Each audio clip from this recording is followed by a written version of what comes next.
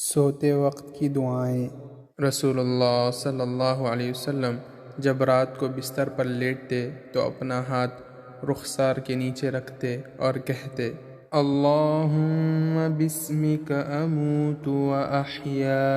ترجمہ: اے اللہ، تیرے نام کے ساتھ میں مرتا ہوں اور میں زندہ ہوتا ہوں۔ اس کو روایت کیا صحیح بخاری نے۔ نبی کریم صلی اللہ علیہ وسلم جب سونے کا ارادہ فرماتے تو اپنا دایاں ہاتھ رخسار کے نیچے رکھ لیتے، پھر 3 مرتبہ فرماتے: اللہم قنی عذابک یوم تبعث عبادک، اللہم قنی عذابک یوم تبعث عبادک، اللہم قنی عذابک یوم تبعث عبادک۔ ترجمہ: اے اللہ، مجھے اپنے عذاب سے بچا لینا جس دن تو نے اپنے بندوں کو اٹھائے گا۔